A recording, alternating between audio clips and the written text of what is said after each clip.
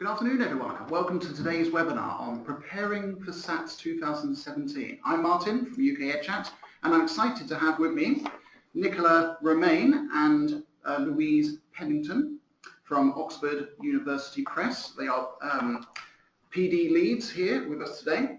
Let me tell you a little bit about them, and please add anything you wish.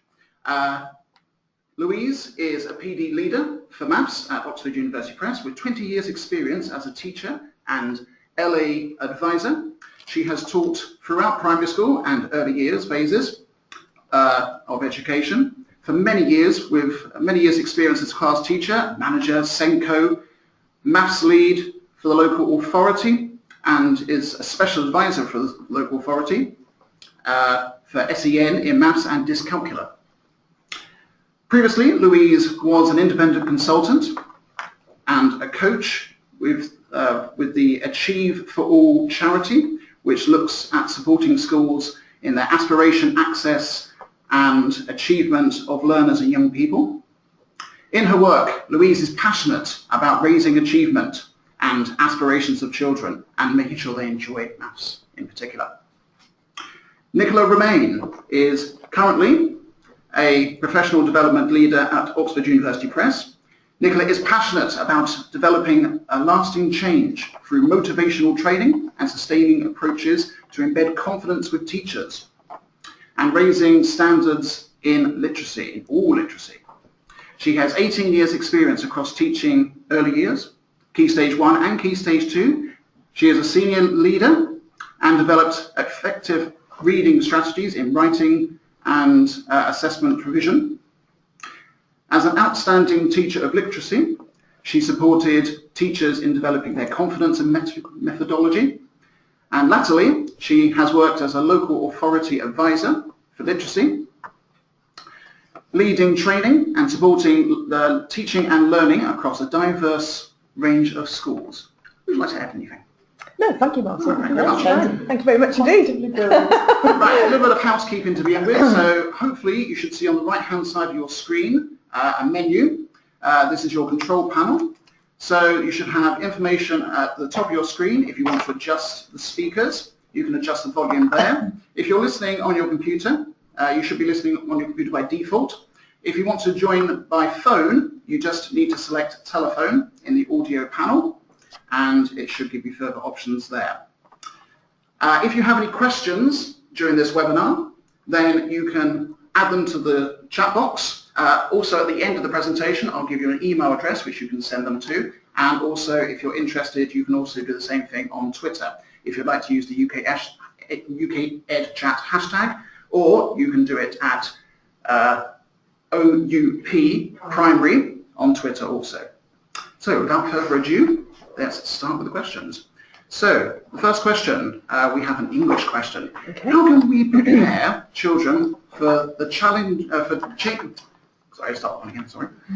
can we prepare children for the challenging vocabulary they find in the tests? Okay, so in order to develop effective comprehension, children do need to have a range of knowledge and skills, and this includes a broad and rich vocabulary.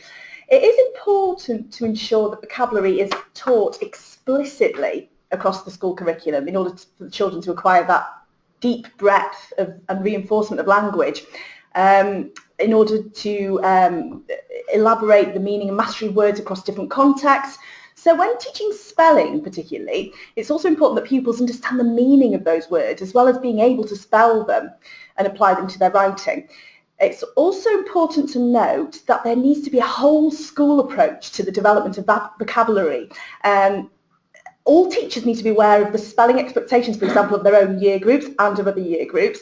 And there needs to be a high expectation of children's vocabulary for all in a school, so that when children get to year 6 and the tests, that they can access an internalised bank of vocabulary which is built up over time.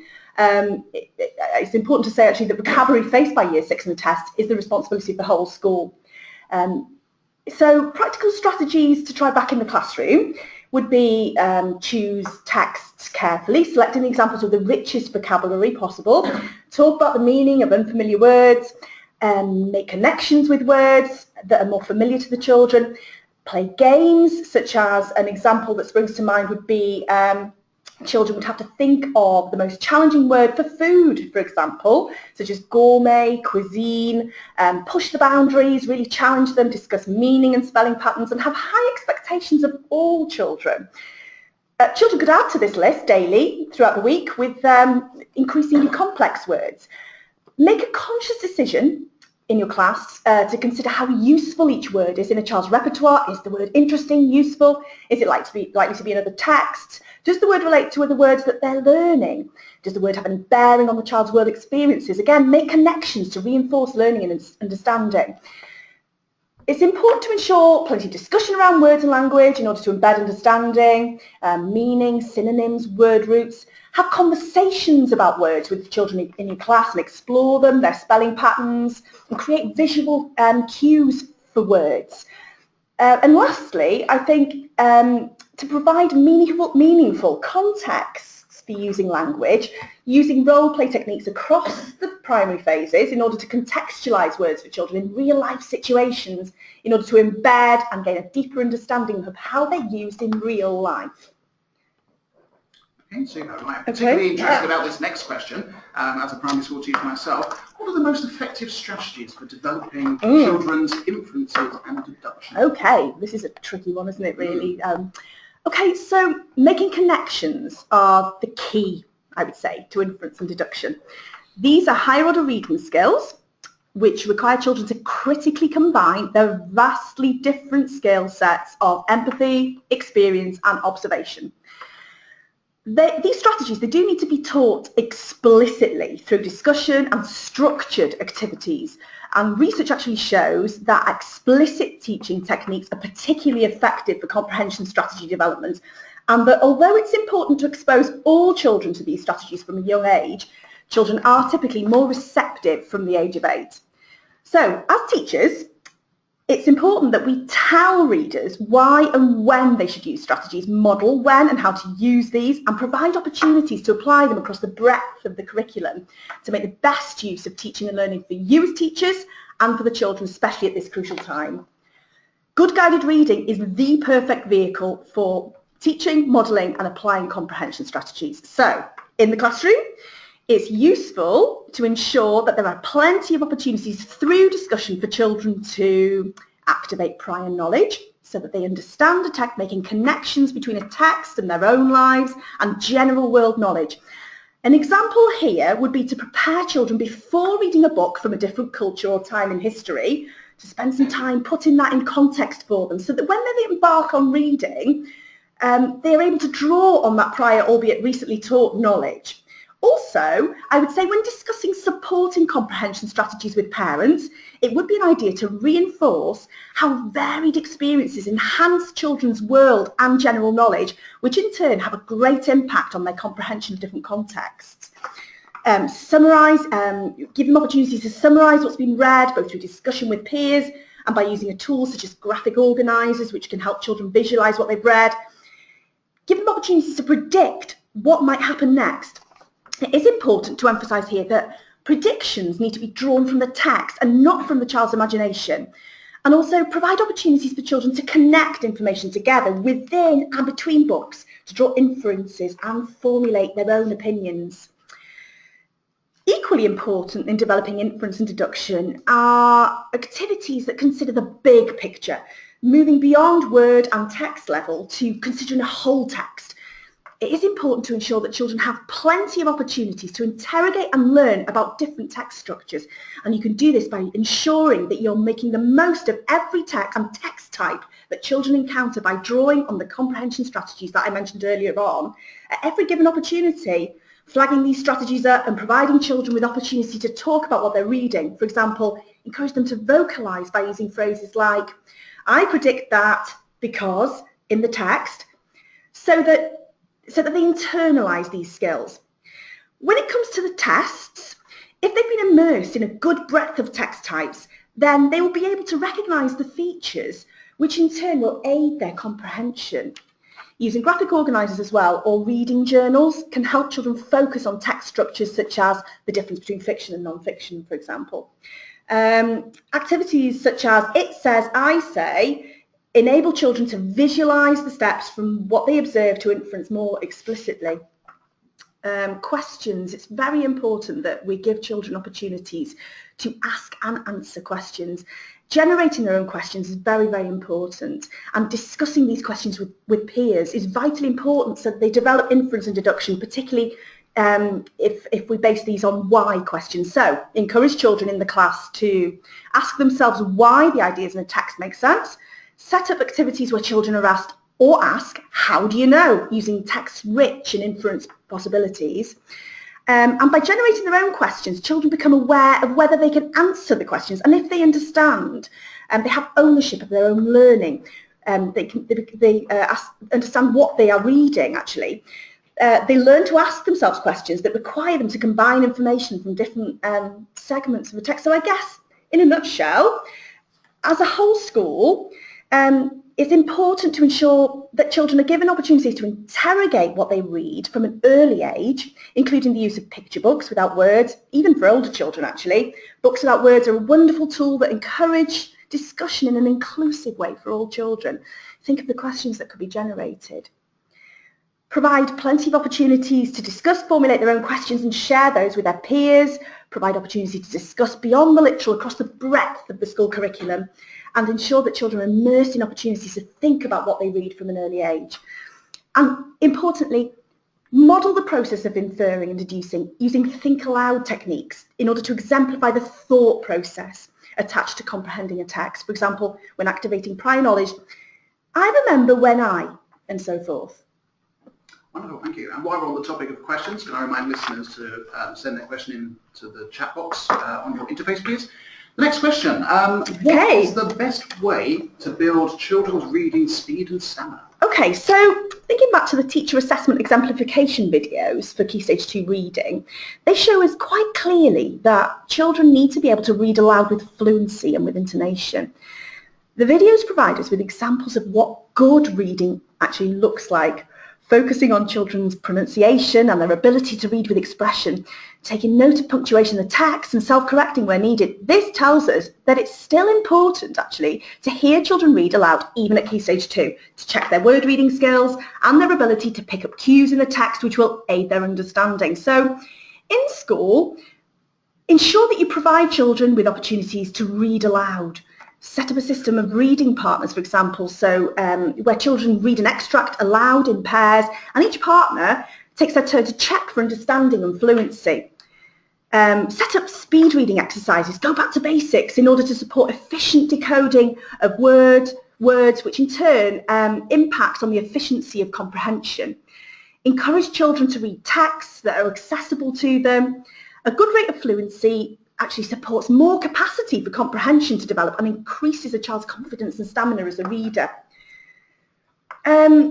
Also, provide children with texts that they can read fluently aloud. Listening and hearing the written word will aid and support the understanding of meaning, and if they're provided with texts that they can read easily, then this sort of escalates, fast tracks this skill. Also, I would provide them with, especially in the run-up to the tests, possibly, shorter pieces of text, which can be read over a shorter period of time. So similar in length to those in the test, about 500 words, so that children can really get to grip with interrogating whole texts using the comprehension strategies that we discussed earlier on. And how can we support children with higher level texts? Okay, so we always need to encourage children and support them to read as broadly and as richly as possible across a breadth of genres, selecting older texts in order to expose children to unfamiliar vocabulary, which encourages that discussion to deepen their understanding of different text structures and contexts. Supporting the use of higher level text through structured guided reading sessions, a wonderful opportunity, which is a supportive environment scaffolded by the teacher, who is the facilitator, modeler of comprehension strategies, in order to deepen that understanding for the children. It's important to select texts that children can relate to, which support the activation of that world knowledge, and through which they can make links and associations with their own lives and experiences. It's important to prepare children before reading, as I mentioned earlier, by discussing its broader context and instructing on any specific and unfamiliar vocabulary contained in it beforehand. As a teacher, I would familiarise myself with the types of questions that occurred frequently on the 2016 reading test. Use those question types to formulate questions based on your own class texts, and encourage children to formulate their own questions based on those types too. And if I can just say here, possibly don't forget to access the free Key Stage 2 reading test toolkit, which is available on OWL next week, amongst a whole raft of incredibly useful resources to help you prepare your class for the reading test. You will find a comprehensive list of challenging texts for Year 6, full of inference opportunities and rich vocabulary. So don't forget about that one. Coming soon. Right, if I can turn to spelling for a little while. Okay, let's turn to spelling. How can we improve independent spelling? Okay, the most effective way of improving independent spelling, in my opinion, is to empower children to take ownership of their own spelling proficiency. So allowing them to make their own choices about how they best remember how to spell different words. This is how we as adults recall words that we struggle to spell or that we're unsure of. So when we as adults draw on strategies that have either been taught to us or that we've developed ourselves in order to remind us of how to spell certain words. So therefore, we need to model and demonstrate to children a variety of spelling strategies that they can select from depending on how best they learn. So just a few sort of pointers here. I would encourage children to work collaboratively with their peers. So setting up a system such as spelling partners, whereby they have the opportunity to vocalise words, interrogate spelling patterns and practice spelling them. This is a routine that happens in some schools on a morningly basis for 10 minutes, and children could focus on a single word, a group of words and so forth in a differentiated way. It's important to make time to discuss different spelling patterns together with your class, interrogate and investigate spelling patterns and word roots. Children like to use spelling journals to jot down their investigations, webs of words that have the same word roots and patterns, etc. Allow them to select their own methods for recording in this book. It's really important that they have ownership of that, drawing on spelling strategies that are preferred by them, that have been modelled by you. Explicitly teach different strategies to them, such as rule-based, visual, morphemic, so that children can take ownership of their own learning. Once again, selecting their own preferred strategies will elevate their learning and ensure that they gain confidence in spelling and make good progress. It's really important to encourage peer learning of the strategies by setting up a system of spelling partners, as I said earlier on. That's something that really works well, I feel, and they can already test each other in that situation as well. And lastly, in literacy, be sure to assess spelling as a focus in children's writing in order to gain an overview of their spelling ability in context. Okay, super. Is that okay? Wonderful stuff. Really good tips there. Okay, and I found lots of those tips really, really engaging. Okay. Really good. But how can we make our grammar teaching more lively and engaging? Okay, so coming back to discussion, we've mentioned discussion quite a lot actually, haven't we? So using discussion as a tool to help build children's confidence with the more difficult aspects of grammar is an effective technique. Giving them the opportunity to investigate and discuss with peers the function of word classes or grammatical features is very, very powerful indeed, and it empowers those children. So it's important to ensure that there are plenty of opportunities for children to explore those quality texts again, the ones by best-loved authors, to engage them and exemplify effective use of grammar. Learning about language through the context of a high-quality piece of writing rather than through a series of discrete exercises on grammar and punctuation enables them to see how language really works in context. It can help them to understand how and why writers have made specific choices with language. And they can also learn about the relationship between grammar and punctuation, that is, that they don't work independently of one another. Have extracts of powerful and effective sentence types up on your classroom walls. Children can then try out their own sentences based on those kind of models. Try to have a short grammar or punctuation warm-up session every day where children can play with language in creative and imaginative ways, such as the Improving Sentences game, Pi Corbett's Improving Sentences game actually, which is on OWL, where children take a sentence and follow instructions on how to add a simile, improve the verb, change its beginning, add 2 clauses and so on. That's a fantastic one in my opinion. So simple too. And use drama to help children take on more formal voices. So at Key Stage 1, this will really help with standard English. Integrate these sessions with your units of work so that there are opportunities to practice and apply that new learning in English and across the curriculum, of course. Mustn't forget the breadth of the curriculum there. Okay, thank you very much. Louise, can I turn to you and talk a little bit about mathematical reason? Why did children find the mathematical reasoning paper so much more difficult than the arithmetic paper in last year's SATs? Thank you, Martin. An interesting question. I can just say it's not very nice to follow Nicola. I will have a go. So firstly, from my perspective, I think it's really important to say that maths relies on logic and reason, and curricula around the world identify reasoning as a really key practice, and it's fundamental to understanding and doing maths. So it's here to stay, and it absolutely needs a whole school approach. So you'll kind of see that Nicola and I say lots of similar things across maths and English. The SATs test results last year highlighted that children's reasoning in mathematics was not as secure as their arithmetic skills.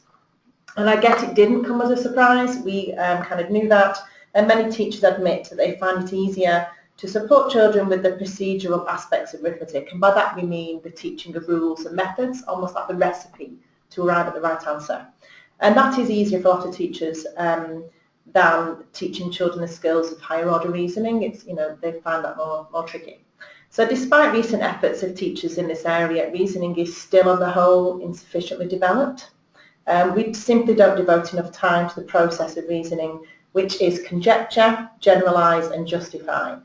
These skills that are referenced in the national curriculum are really just about sense making, that's all it is, when presented with a problem or scenario. Another consideration is that the Year 6 cohort last year may not have had enough curriculum exposure to match the higher expectation that we saw in the papers. Reasoning is difficult, especially if children have not had secure knowledge base to build on, the skills and prior experiences to fall back on when they're faced with some reasoning scenarios. And I suppose we can't get away from the fact that the SATs papers were new last year, new format. There were few reliable examples of what the reasoning papers would look like.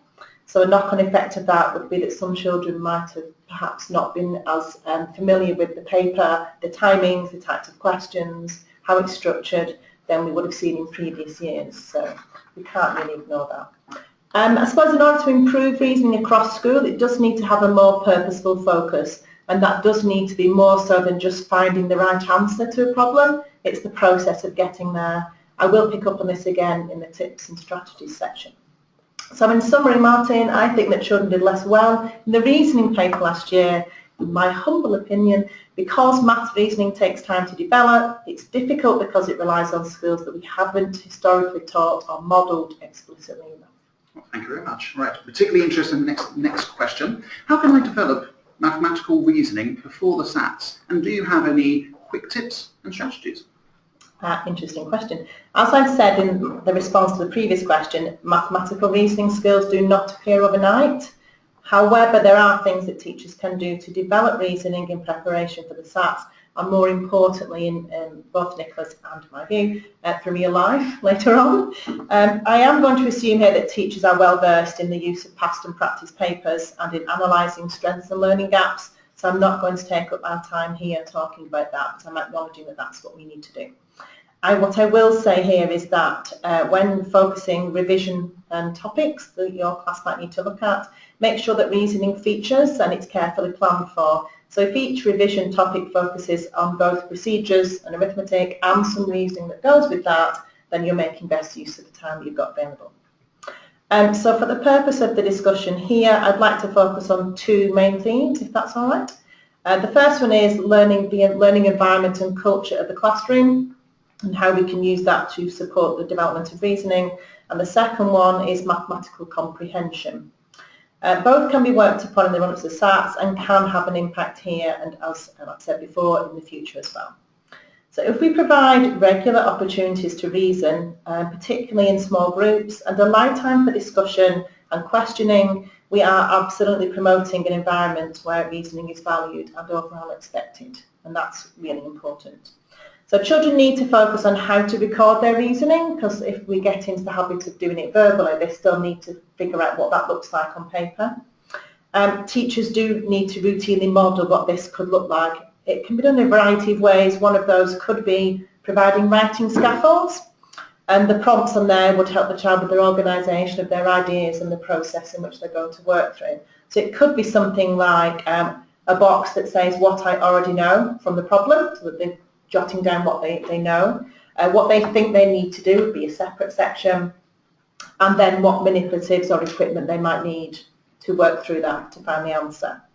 I also think it's really important, and I say this a lot to teachers, that consider their groupings really carefully when they're introducing a reasoning activity, particularly if that's around paired or small group work. It does work better. But also thinking about the different personalities and the way that children will work. So I think it's a really good idea to think about pairings such as a child who works really well procedurally, so they've got the arithmetic nailed down and can do lots of methods, and a child who is better at thinking and is more, the reasoning is there for them. They have a lot to offer each other in terms of problem-solving reasoning and also finding a method to get to the answer. So that's quite important. I am very much immersed in the world of mathematics, as you've introduced, and for me, making good use of manipulatives is really, really important, particularly in the preparation for SATs. It does help children activate their prior learning, helps them to talk, to kind of work through ideas and to generalise much more readily, and it absolutely supports deeper understanding and reasoning for children. I also can't get away from mentioning metacognition. It's a known, well-researched, low-cost, high-impact strategy. And if, in a nutshell, it's really just thinking about thinking and knowing how you learn best. This is really good for life skills and obviously in preparation for the testing that we might be faced with. So to promote that, it's important to normalise being stuck, so children are used to Absolutely. Being stuck, and highlight and draw attention to children who have good thinking and perseverance around that. So when you see it or hear it, target praise there. It's as simple as that. So it could be something as simple as a child self-selecting some appropriate manipulatives, or a child who's able to explain their thought process or say why they're stuck. Hold it in high esteem, all of it, and if you do that, then children will realise you want that and they will do more of it. So it does kind of work in that way. And to promote and celebrate metacognition, I think it's quite nice to display quotes and anecdotes from your class on a working wall or around the place. They can see what good reasoning and good verbalisation children have done that shows that they're thinking about their own thinking. And also I think if we're going to go down that route, teachers need to model thinking, absolutely model it. So Nicola was saying before about using that strategy. So I think it's important to say out loud what we do in our head when we're solving a problem, so children can hear what the adult would do in that situation, and also then start to make mistakes and ask children to explain where you went wrong and if they could help you. They need to see and hear what good problem solving and reasoning is. And they also fundamentally need to know that's actually called thinking. That's what thinking is. I think it's really important to build a culture in a classroom that's safe to challenge someone else's ideas and answers. Some of the best examples of deep learning and best examples that I've seen recently also come from classrooms where it's safe to say that you disagree, as long as you can explain why. I think it's important to address the issue that, in terms of what's been taught, so many of us haven't routinely taught reasoning as explicitly as we might have taught topics such as division. It develops after lots of experience of quantity, using numbers, exploring number relationships, and also problem solving. It does get easier over time and with practice, and that's important for both teachers and children, that we all need to practice that. If it becomes part of what teachers do themselves, plan for and expect, then it absolutely becomes part of what children will routinely do. It can start as easily as someone asking, can you show me? And that could be with manipulatives. So to summarise here, Martin, I think it's important to dedicate time to the process of reasoning, both verbal and written, to normalise being stuck, praise perseverance and develop metacognition, create that environment where reasoning is valued, a safe environment for questioning and challenge, and also I think problem solving in pairs or small groups to make sure there's plenty of time for talking and thinking. Thank you very much, Louise. That's all right. Maybe if I can open this question to both of you. How can parents help? Okay, do you want to? Oh, yes. Any ideas, Louise? There are lots of things. Yes, I think For me, the most important part of this is that parents do need to keep things normal at home with regards to routine, getting enough sleep, keeping SATs low key. It's not always the case that practice makes perfect. In fact, my little girl said that to me yesterday. Sometimes this can be stressful for children who are already feeling the weight of the upcoming national testing. I think that teachers might want to manage this and point parents in the direction of appropriate resources and information. I think we have to be mindful as well of which children don't have that support at home, and ensure that we put strategies in place in school to support those children actually. Yeah, absolutely. I think if parents are wanting their child to revise at home, they do need to be to maintain a careful balance so that children are still having a chance to have fun, relax and unwind. And praise should focus very much on effort rather than what a child might be getting right or wrong. I think we do need to realise there's a lot of test practice going on in schools, and the fact that your child is willing to do more of the same at home is definitely praiseworthy. And on the back of that, we also need to realise that, remember that schools, it's the school's job to prepare the child for SATs by giving past and practice papers, so they might prefer to take more of a fun approach. There are many websites, smartphone apps, tablet apps designed for arithmetic skills that that are readily available to parents. I wanted to pick up on one thing, which is Oxford OWL, which is free for parents to access. It does provide a variety of activities and example questions for use at home, and also features commonly asked questions in relation to SATs. There is a section written by James Clements, who's a very engaging expert in education. He provides tips for parents. It's very much in line with what Nicola and I are saying here, and it's a really useful and quick read. I think what we'd like to finish with really is to say that whatever additional work is being done at home, it does need to ease off leading up to the SATs to make sure that children are relaxed and well rested. Okay, Louise Bennington and Nicola Romain, thank you very much. And thank you Pleasure. to everybody. Thank you, Martin. Thank you very much. Thank you to everybody who has listened to this webinar today. If you have any other questions, then please email them to oxfordprimary, or one word, @oup.com. Once you leave today's webinar, you will receive a survey of the presentation. And if you have time to complete this and provide other feedback, it would be very much appreciated. We will send you the PowerPoint slides, and you can personalize them and use them with your staff in staff meetings. And in a couple of weeks' time, we will email you with a link to today's webinar, so you can use it as and when you wish. And as I said, if you have any other questions, then please do send them along. Thank you very much.